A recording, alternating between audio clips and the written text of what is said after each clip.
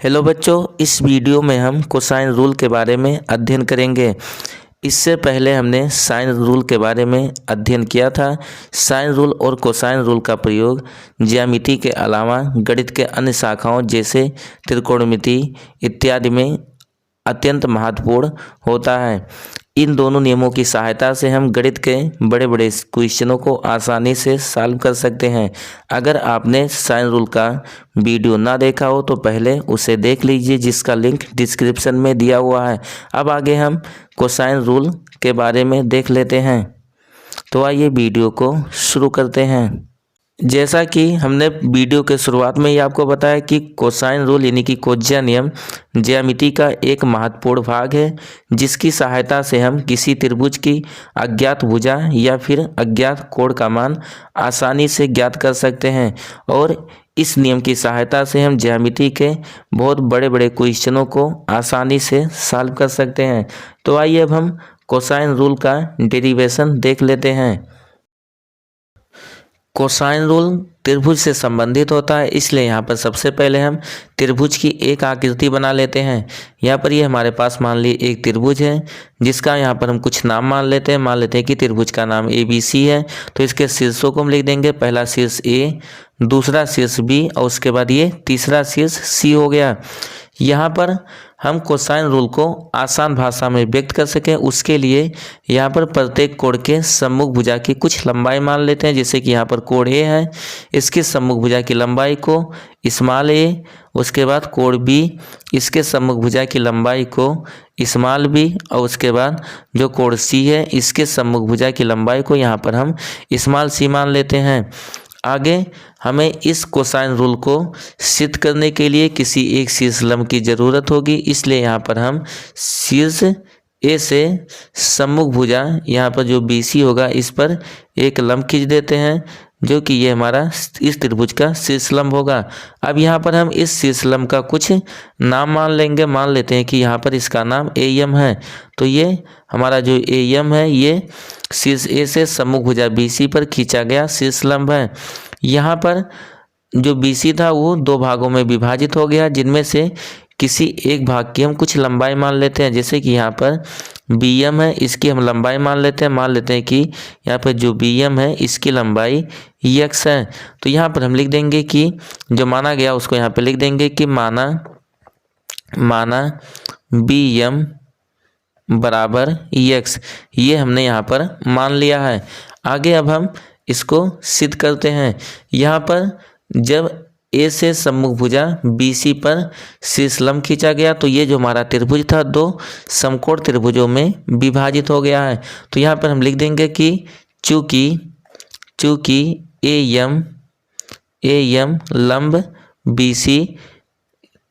लंब BC और जब ये AM लंब अगर BC पर है तो उस स्थिति में ये दो समकोण त्रिभुजों में विभाजित हो गया। अब इनमें से हम एक एक त्रिभुज को लेते हैं और पाइथागोरस प्रमेय का प्रयोग करते हैं। तो पहला त्रिभुज, जिसका नाम यहाँ पर AMB होगा, लिख देंगे, इसलिए त्रिभुज AMB में अब यहाँ पर हम पाइथागोरस प्रमेय का प्रयोग करेंगे। और पाइथागोरस प्रमेय के बारे में आप पहले ही पढ़ चुके हैं कि पाइथागोरस थ्योरम के कथन में बताया गया कि किसी समकोण त्रिभुज का कर्ण शेष दो भुजाओं के वर्गों के योग के बराबर होता है। अब यहाँ पर अगर देखें तो ये हमारा जो त्रिभुज AMB है, इसका कोण M समकोण है, इसलिए इसके सम्मुख भुजा जो AB होगी ये कर्ण होगी। अब यहाँ पर कर्ण का वर्ग शेष दो भुजाओं के वर्गों के योग के बराबर होता है, इसलिए यहाँ पर हम लिख सकते हैं AB स्क्वायर बराबर ये हो जाएगा हमारा AM स्क्वायर और उसके बाद प्लस यहाँ पर हो जाएगा BM स्क्वायर। अब यहाँ पर जिन भुजाओं की लंबाई हमें मालूम है उनको यहाँ पर हम लिख देते हैं। AB, इसकी लंबाई यहाँ पर C है, तो ये हो जाएगा हमारा C स्क्वायर बराबर AM, इसकी लंबाई नहीं मालूम है तो यहाँ पर AM स्क्वायर हम ऐसे रहने देते हैं। BM, इसकी भुजा की लंबाई यहाँ पर हमने x माना है, तो ये हो जाएगा हमारा x स्क्वायर। आगे यहाँ पर हम क्या करते हैं, AM स्क्वायर बराबर यहाँ पर लिख देते हैं। तो अगर हम यहाँ पर AM स्क्वायर बराबर लिखना चाहें तो ये हो जाएगा हमारा यहाँ पर अगर बाईं तरफ देखें तो सी स्क्वायर था, हम सी स्क्वायर लिख देंगे। उसके बाद दाईं तरफ से एक्स स्क्वायर को जब हम बाईं तरफ ले जाएंगे तो ये प्लस में था, माइनस में हो जाएगा। इस प्रकार से यहाँ पर हमें ए एम स्क्वायर का मान मिला सी स्क्वायर माइनस एक्स स्क्वायर। इसे यहाँ पर हम कोई इक्वेशन मान लेते हैं कि यहाँ पर मान लेंगे इक्वेशन नंबर ये हमारा फर्स्ट है। अब हम दूसरे त्रिभुज को लेते हैं, यहाँ पे लिख देंगे तथा अगर दूसरे त्रिभुज की बात करें तो यहाँ पर दूसरा जो समकोण त्रिभुज है इसका नाम AMC है, तो यहाँ पे लिख देंगे तथा त्रिभुज AMC में। अब अगर हम त्रिभुज AMC को लें तो यहाँ पर भी पाइथागोरस प्रमेय का प्रयोग करेंगे। यहाँ पर भी कोणीय समकोण था तो उसके सम्मुख भुजा जो AC होगी वो कर्ण होगी। तो यहाँ पर हम लिख देंगे कि AC स्क्वायर बराबर शेष दो भुजाओं के वर्गों के योग के बराबर होता है, इसलिए वो ये हो जाएगा हमारा AM स्क्वायर और उसके बाद प्लस MC स्क्वायर। आगे इसको हम यहाँ पर जिन भुजाओं का मान हमें मालूम है उन भुजाओं का मान रख देते हैं। तो AC इसका मान यहाँ पर B है, तो ये हो जाएगा हमारा B स्क्वायर बराबर AM। इसकी हमें लंबाई नहीं मालूम है तो इसको ऐसे रहने देते हैं MC। अगर यहाँ पर देखें तो आप MC का मान आसानी से ज्ञात कर सकते हैं, क्योंकि ये पूरी भुजा जो BC थी इसकी लंबाई A थी और उसके बाद इसके एक भाग की लंबाई अगर x है तो दूसरे भाग जो बचा हमारा MC इसकी लंबाई यहाँ पर हो जाएगी A माइनस x, ये यहाँ पर MC की लंबाई होगी। अब यहाँ पर हम MC के जगह पे लिख सकते हैं, ये हो जाएगा हमारा A माइनस एक्स। MC का स्क्वायर था तो इसका भी स्क्वायर हो जाएगा।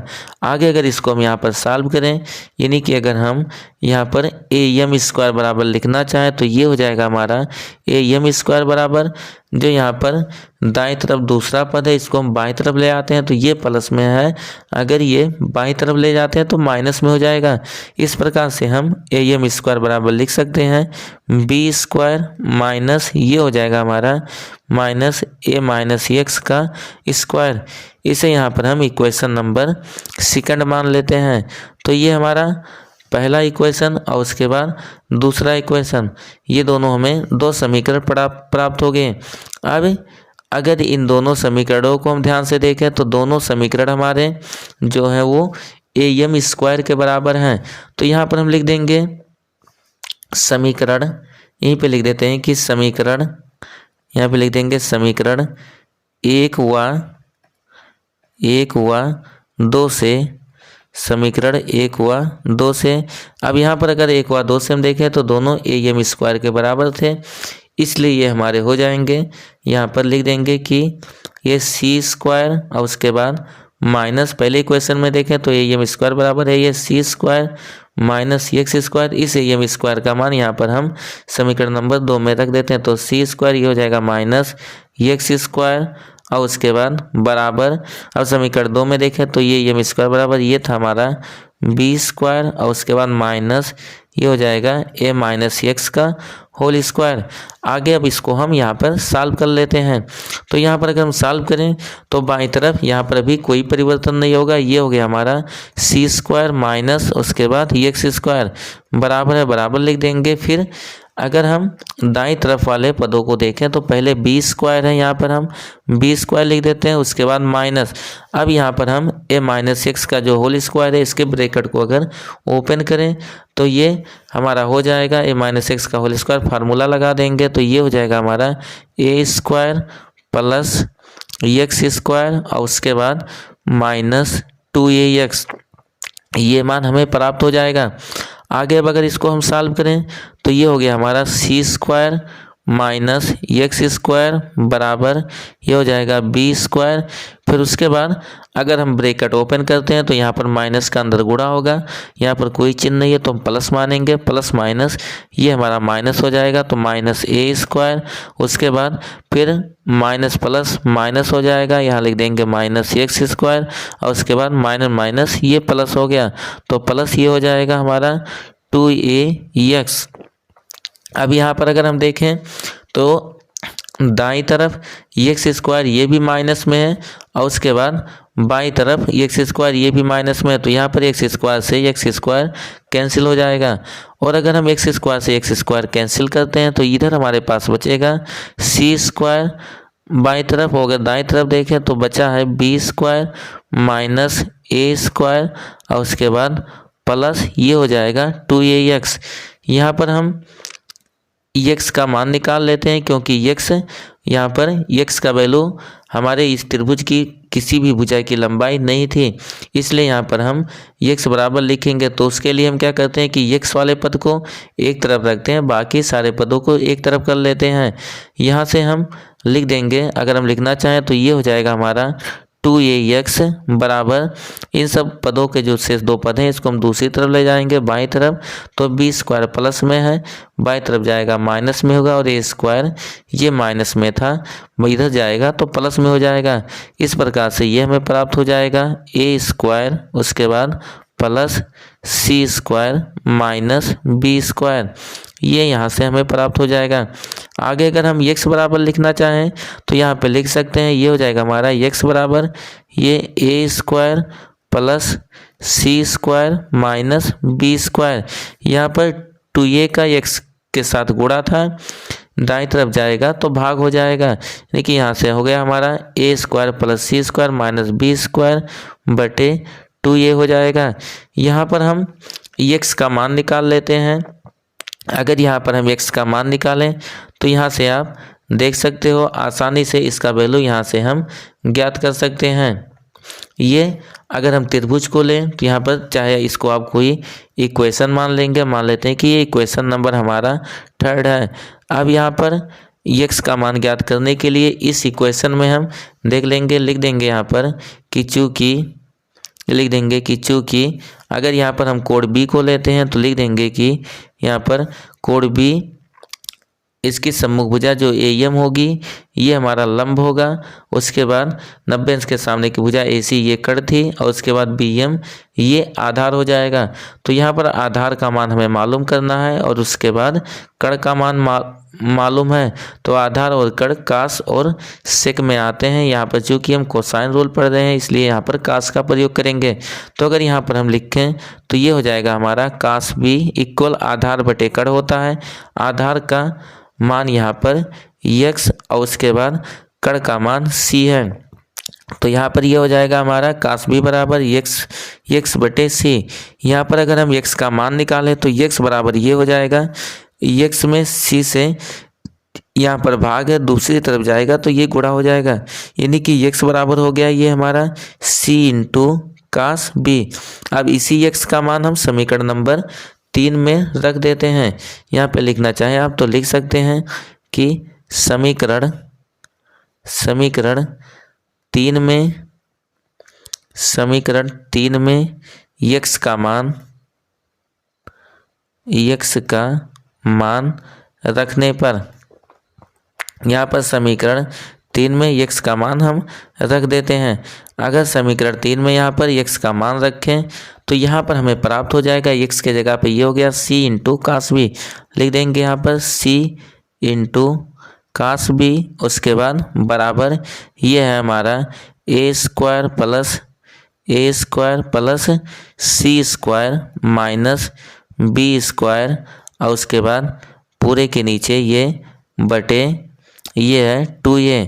अब आगे अगर इसको हम सॉल्व करें तो यहाँ पर अगर कास B बराबर लिखना चाहें तो ये हो जाएगा हमारा, लिख देंगे यहाँ पर कास B बराबर ये हो जाएगा a स्क्वायर उसके बाद plus c square minus b square, उसके बाद ये बटे तीनों के यहाँ पर पूरे के नीचे ये बटे हो जाएगा। फिर आगे यहाँ पर देखें तो c का कास के साथ में गुणा था, दूसरी तरफ आएगा तो भाग हो जाएगा, 2 ये पहले से था, c भी आ गया तो ये हमारा पूरा हो गया 2ac। अब ये जो हमारा फार्मूला हमें यहाँ पर प्राप्त हुआ कास B बराबर a square plus c square minus b square बटे 2ac, इसी फार्मूले को हम यहाँ पर कोसाइन रूल यानी कि कोज्या नियम कहते हैं। यहाँ पर जिस प्रकार से हमने कोड बी के लिए ज्ञात किया, उसी प्रकार से आप अन्य कोडों के लिए भी कोसाइन रूल लिख सकते हैं।